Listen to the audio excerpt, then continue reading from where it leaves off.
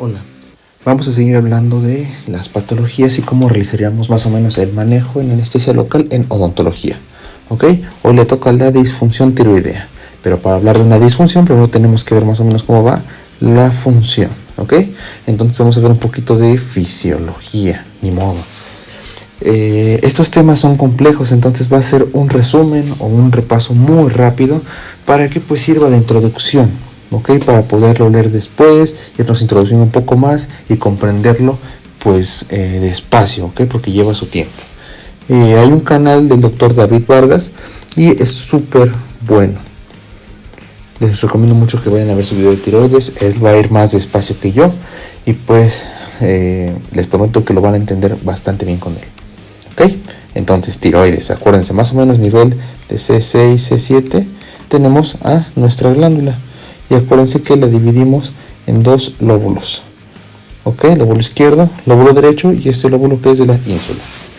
Ok, fíjense en este esquemita que hay bastante irrigación para esta glándula. ¿Ok? ¿Qué quiere decir? Si tiene una irrigación muy activa o muy profusa, pues podemos inferir que su función será de la misma magnitud. ¿Ok?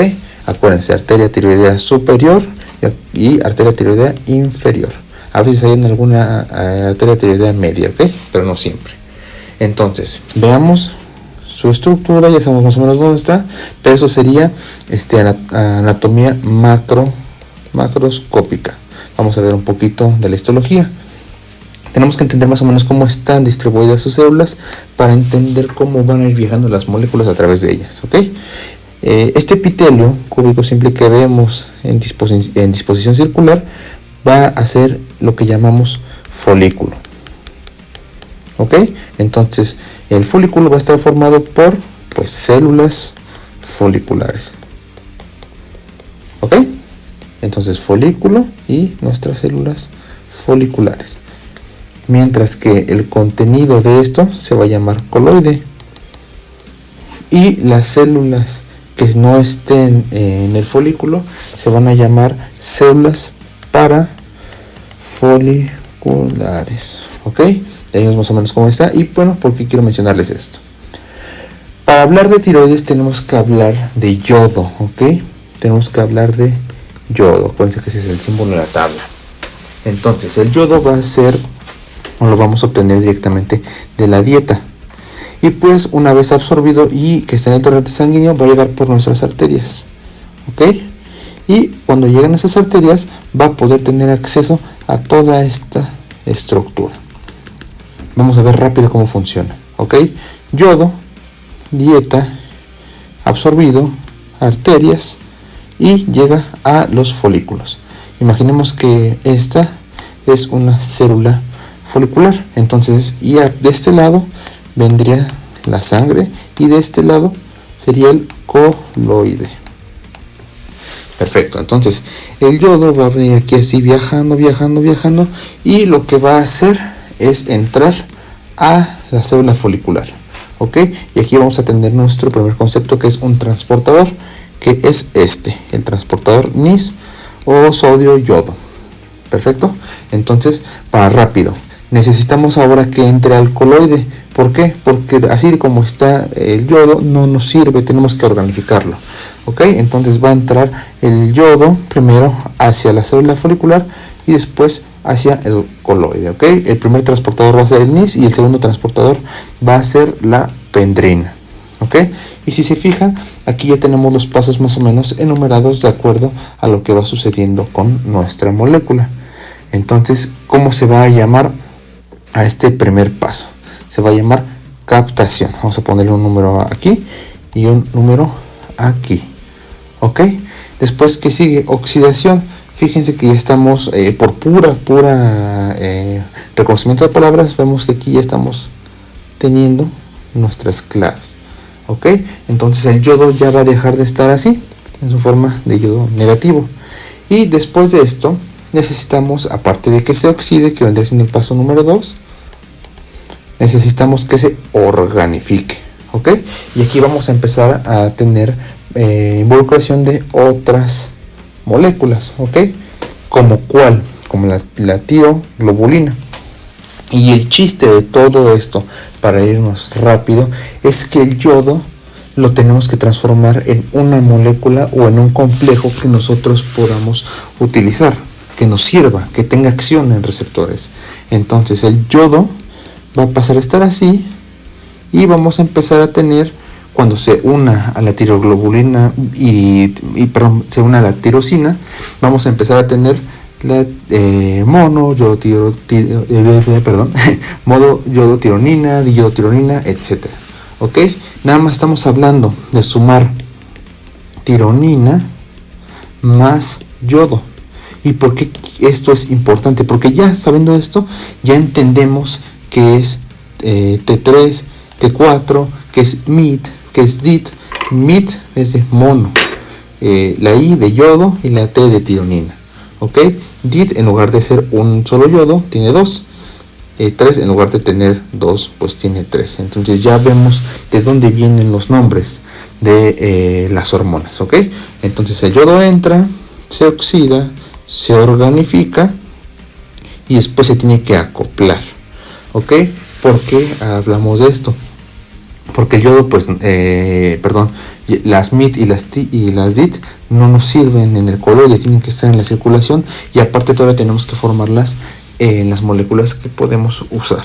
Entonces tiene que volver a entrar a la célula folicular para después irse al torrente sanguíneo. ¿Ok? Y pues para esto tenemos que separar a T3 y T4 de la tiroglobulina. ¿Ok? Y cuando estén separadas ya salen a la circulación y ya nos sirven. ¿Ok?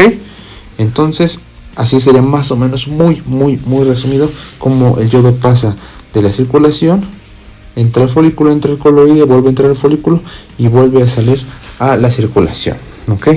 Entonces, ¿cómo se van a llamar nuestras hormonas? Acuérdense, T3, ¿por qué? Porque tiene 3 yodos en la molécula y tironina. Y T4 pues vendría siendo más o menos lo mismo, pero en lugar de 3 pues tiene pues 4. ¿Ok? Y pues aquí anoté algunos factores importantes de las hormonas. La triiodotironina tiene más actividad, entonces también tiene más afinidad por los receptores, pero esta tiene más vida media. ¿Qué quiere decir? Que cuando esta se acabe, esta, si se fijan, que es T4, si le quitamos un yodo a la T4, pues nos queda una T3. Entonces, si esta se acaba, esta puede ser convertida a T3. ¿Ok? Entonces, si les pueden llegar a preguntar que, pues, ¿para qué sirve T4? Y ustedes pueden responder que, pues, T4 vendría siendo un reservorio de T3.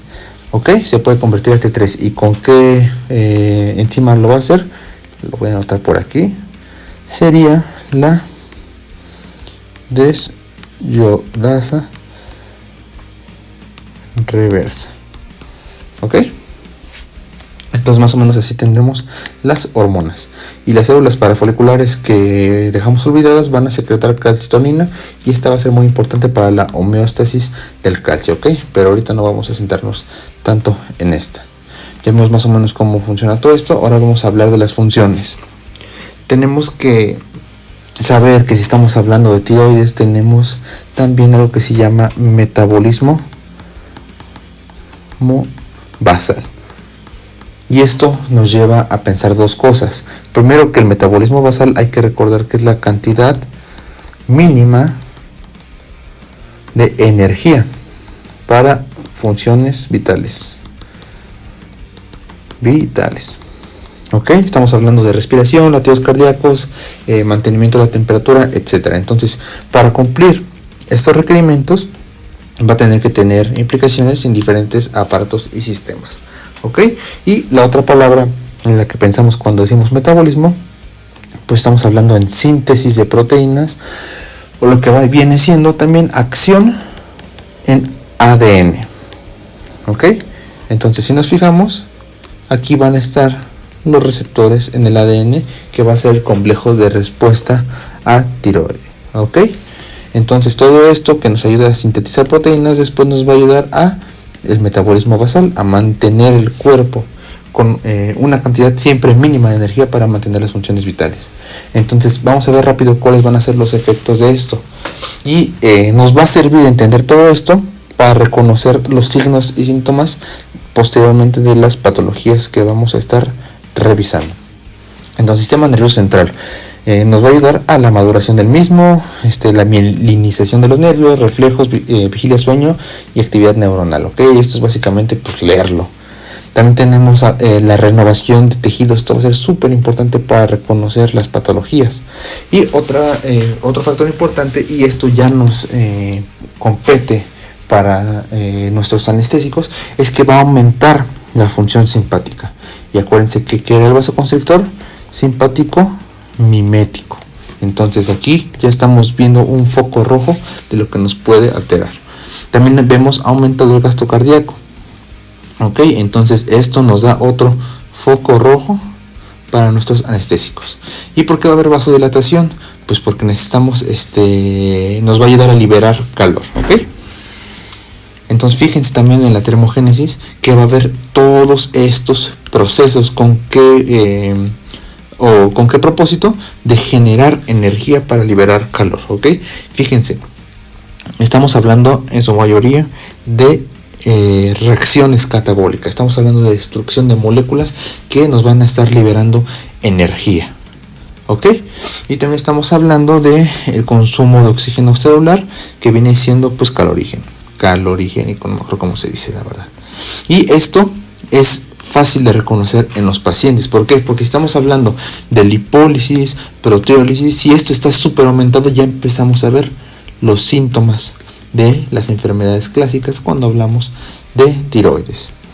Ok, este esquema es para repasar un poquito lo que veníamos diciendo hace rato. Aquí está, ahí lo voy a poner de rojo. Aquí está el vaso sanguíneo, viene aquí.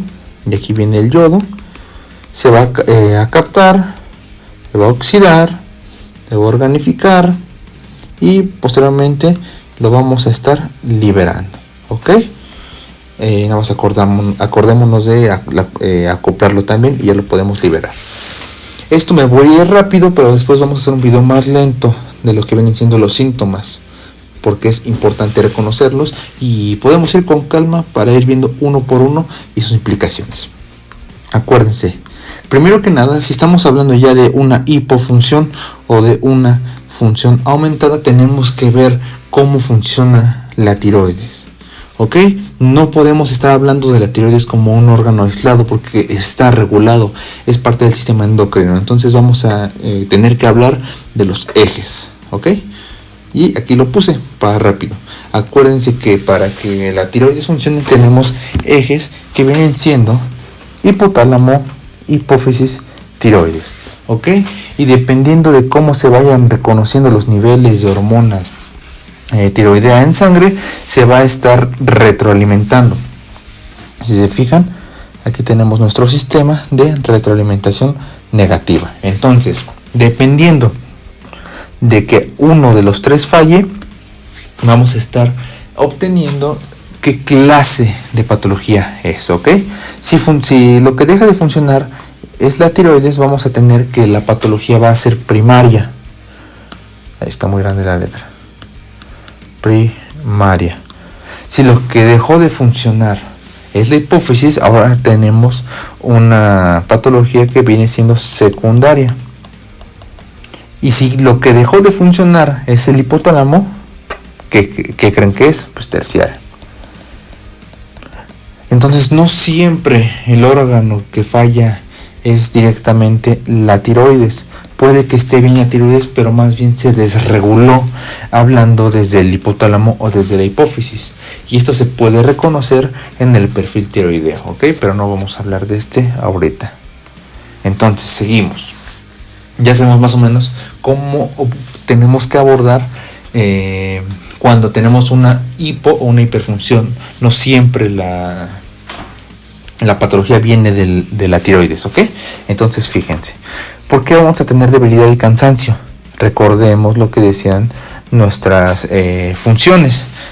La hormona tiroidea va a tener implicaciones en la vigilia del sueño. Entonces, concuerda.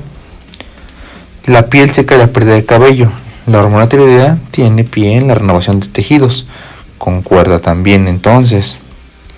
la intolerancia al frío y tienden al estreñimiento. Vamos a hablar de la intolerancia al frío, que es súper importante. Estamos hablando de que la hormona tiroidea, vamos a ponerlo como una T en general, la hormona tiroidea, cuando hay un exceso o está aumentada, vamos a tener mucha liberación de energía. Entonces va a haber mucho calor. En cambio, si la hormona está disminuida, no va a haber liberación de energía. Y si no hay liberación de energía, ¿qué creen? Ahora el paciente va a tener problemas para tolerar el frío porque no lo puede compensar. Entonces fíjense, hipotiroidismo, intolerancia al frío, ¿ok? Los demás síntomas, acuérdense de lo del sistema nervioso central. Y este es otro importante y que es fácil de reconocer. Si estamos con una hormona tiroidea alta, para que haya liberación de energía vamos a tener que tener catabolismo. ¿Ok? Aquí el paciente va a perder peso porque está rompiendo moléculas. En cambio, si está disminuida, no va a haber catabolismo. Y si no hay catabolismo, todas las moléculas van a seguir pues íntegras. Y más aún se van a ir acumulando. Entonces este paciente va a ganar peso. ¿Ok? Entonces fíjense que va concordando con las funciones de las hormonas tiroideas, principalmente por ejemplo en proteólisis y lipólisis. Vámonos a hipertiroidismo. Acuérdense que el hipertiroidismo es el resultado de una enfermedad. ¿Ok? ¿Por qué lo digo? Porque no siempre es una sola causa la que provoca que la hormona tiroidea esté elevada. En su mayoría, la causa más común, recuerden, es la enfermedad de Graves. ¿Ok?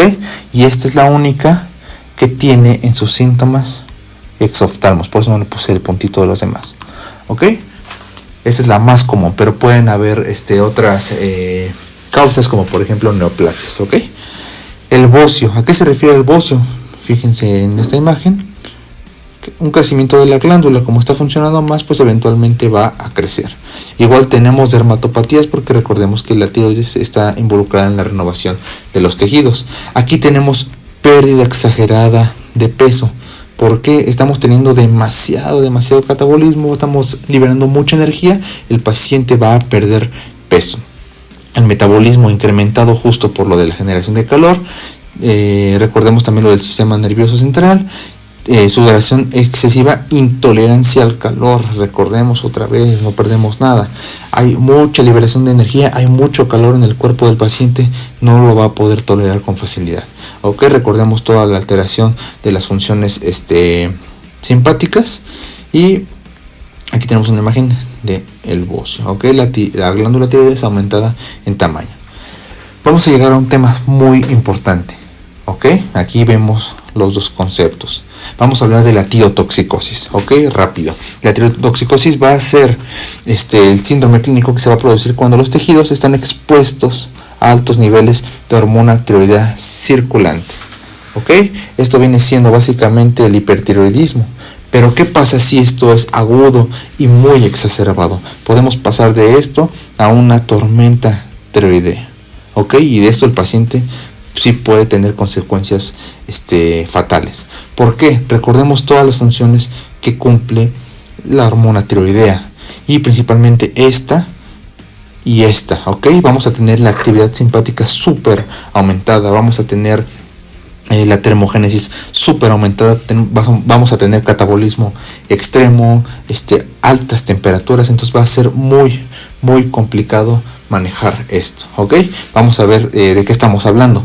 Si estamos hablando de oxígeno y calor, fíjense, si estamos hablando de termogénesis, tenemos una hipertermia severa, podemos pasar incluso de los 40 grados centígrados y va a aumentar la demanda metabólica que es incluso difícil de cumplir, ¿ok? Y más en el consultorio. Vamos a tener arritmias, insuficiencia cardíaca y podemos hasta llegar a un shock cardiogénico. ¿Por qué? Por la actividad simpática súper aumentada. Entonces también podemos llegar a tener ansiedad severa, agitación o delirio. Esto puede ir de la mano con la fiebre o directamente la afectación al sistema nervioso central. Y esto nos puede llevar incluso a un coma. Aquí recuerden también todos los síntomas vagales. Entonces podemos tener náuseas, vómitos o diarrea, y pues podemos llegar a una deshidratación severa, y pues esto nos lleva eventualmente a un desequilibrio hidroelectrolítico, ¿ok? Y pues controlar esto no es fácil, y me atrevo a decir que es imposible en un consultorio dental si no se tienen los medios adecuados, ¿ok? Catabolismo extremo. Acuérdense que vamos a tener proteólisis, entonces vamos a tener mucho desgaste muscular y pérdida masiva de peso en poco tiempo, ¿ok? ¿Qué les recomiendo para estas manifestaciones o para la tormenta tiroidea? Primero es reconocerla, ¿ok? Fíjense que las manifestaciones van de la mano con todo lo que estábamos mencionando. Si estamos hablando del simpático, tenemos esta. Si estamos hablando de la termogénesis, tenemos también podemos tener esta. Hablando del vago, también podemos tener esta. O sea, hay muchas, y es fácil de reconocer siempre y cuando en la historia clínica ya tengamos el antecedente que el paciente tiene o está diagnosticado con hipertiroidismo, ¿ok? ¿Qué tenemos que hacer? Aquí sí hay que terminar cualquier procedimiento dental que se esté realizando y llamar al servicio de emergencia. En medida de lo posible podemos hacer las siguientes recomendaciones, que viene siendo administrar oxígeno, siempre monitorizar los signos vitales, y pues si el paciente llegase a necesitarlo, pues empezar el soporte vital básico, que ahora sí que ojalá y no. Y pues fíjense que el tratamiento de la tormenta tiroidea, ya hablando de un hospital, va dirigido en corregir todo esto, ¿ok? Esto ya no nos compete, porque pues esto ya no lo hacemos nosotros, pero fíjense que tenemos que estar por ejemplo, reduciendo la fiebre, bloqueando la liberación de las hormonas tiroideas, efectos periféricos, bloqueo de conversión de T4 a T3, y esto lo entendemos gracias a la fisiología, etcétera, ¿ok? Entonces, ¿qué va a haber si nosotros vamos a atender a un paciente con hipertiroidismo? Primero, por favor, riesgo ASA. No me voy a cansar de repetirlo. Tenemos que ver si el hipertiroidismo es clínico, ¿ok? Y esto, por favor, no me voy otra vez, repito, a cansar de decirlo. Si vamos a atender a un paciente con esta patología, en nuestra historia clínica tenemos que tener en cuenta la condición de esto, ¿ok? Ya sea con un perfil, ya sea que el paciente sepa, tenga ya sus análisis, tenga la recomendación de su médico tratante, etcétera. El chiste es buscar un nivel eutiroideo. Esto que va a decir que las hormonas están en niveles normales. Pero si aquí tenemos un hipertiroidismo clínico, fíjense que aquí ya nos está advirtiendo de las concentraciones de los vasoconstrictores, incluso en hilo retractor, ¿ok? Fíjense lo que recomienda Malamed. Pues nos da las dosis y las disoluciones, pero por favor, aquí sí nos podemos ir a la dosis más baja posible, ¿ok? Y también ya estamos hablando de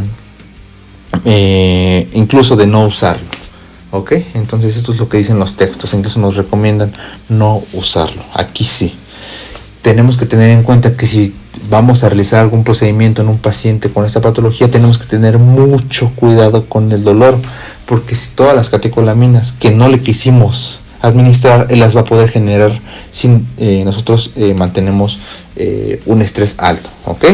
Vasoconstrictor, pues Malamed nos da las dosis, pero aquí sí hay que considerar no usarlo, y más porque muchos pacientes ocupan cierto tipo de fármacos, ¿ok? Perdón, está muy grande esto. Veamos los bloqueantes, ¿ok? Aquí también. Entonces, cuidado también con la medicación que el paciente esté teniendo, ¿ok? Y para este hipotiroidismo que tenemos, realmente en hipotiroidismo las recomendaciones no son muy amplias. Nos hablan otra vez del ASA. Sin importar si es hiper o hipo, hay que tener en cuenta si la patología es clínica o el paciente está en un estado eutiroideo, como lo que les mencionaba. ¿ok? Hay ciertos textos que nos dicen que el uso concomitante de epinefrina puede inducir, episodios de insuficiencia cardíaca por aumentar la tensión arterial media, pero pues esto básicamente puede pasar en cualquier paciente que sea sensible a los vasoconstrictores, ¿ok? Entonces hay que checar siempre el ASA del paciente. Y aquí tenemos lo mismo, podemos usar las disoluciones o se nos recomiendan en los textos ciertas disoluciones, pero aún así hay que checar el tratamiento que vamos a hacer, ¿ok? En hipotiroidismo el riesgo está descrito como menor al hipertiroidismo, ¿ok? Aquí podremos ver una contraindicación más relativa dependiendo del estado del paciente, y aquí podemos llegar incluso a una contraindicación absoluta, ¿ok? Perfecto. Entonces eso sería todo por tiroides. Después vamos a hacer un video de puros síntomas para ir uno por uno relacionándolo con las funciones de la hormona tiroidea, y pues ya nos falta solamente un video de hablar de otras patologías ya un poquito más rápido, ¿ok? Eso sería todo. Muchas gracias.